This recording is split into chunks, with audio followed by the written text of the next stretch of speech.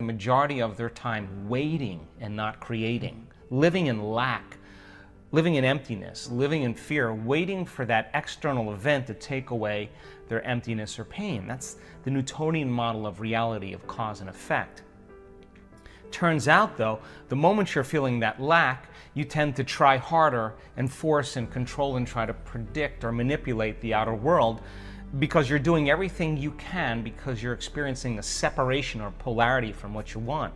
You're waiting for it to happen and not creating. So then, two things.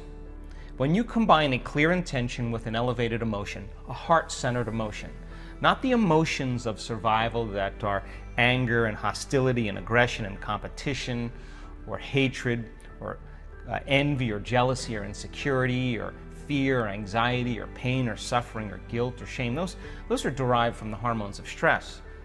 An elevated emotion is a heart-centered emotion. And a heart-centered emotion lacks polarity. This is the center of oneness. This is the center of wholeness. This is the union of opposites. This is our connection, our bridge to the quantum field. This is where we connect. So think about it. When you begin to feel a heart-centered emotion, what you're doing is you're falling in love with your life. So your body is your unconscious mind.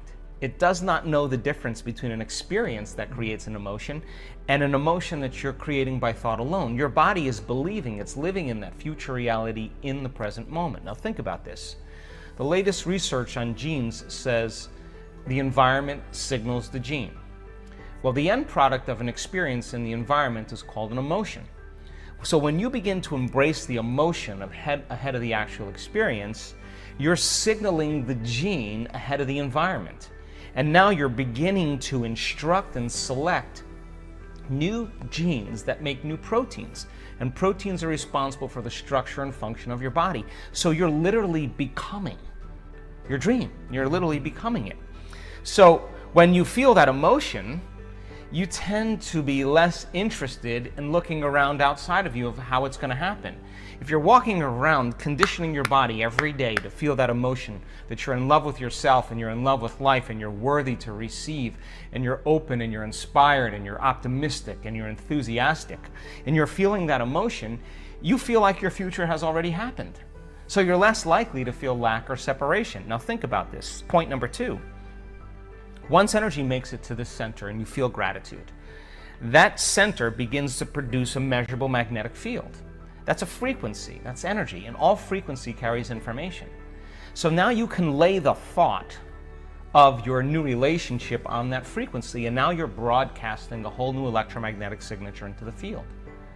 So then the longer you're conscious of that energy, the more you're calling your future to you. When this center is opened up, you're connected to the quantum field. So now you don't have to go anywhere to get it, to try to force it or control it or predict it. In fact, you're the magnet. You're collapsing time and space, and the event is being drawn to you, and it comes in synchronicities and serendipities and coincidences, opportunities. Now the antithesis is also true. The moment you feel angry because you're in traffic, the moment you judge your coworker because all of a sudden they push an emotional button, the moment you feel sorry for yourself, victimized or self-pity, you're now emitting a different energy. In fact, you're back to the energy of your past and you just disconnected from your future. So then people's dreams stay at arm's length from them. So people ask me all the time, well, how come my new relationship hasn't happened?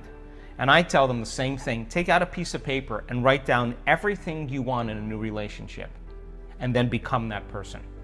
Because the question fundamentally is, would you go out with you? So if the answer is you're starting to love yourself so much that you no longer need another person, or you're no longer in lack, then you magnetize an equal. It just happens as a side effect. And it doesn't happen in ways that you can predict.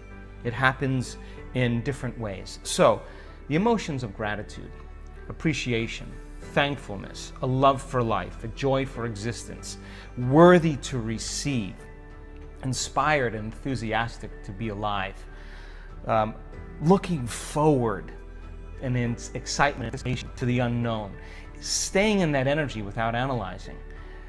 That's the energy that allows the unknown to begin to occur. So What you're doing is you're teaching your body emotionally what that future feels like. And when you're in a state of gratitude, you're in the perfect state to receive the fruits of your effort.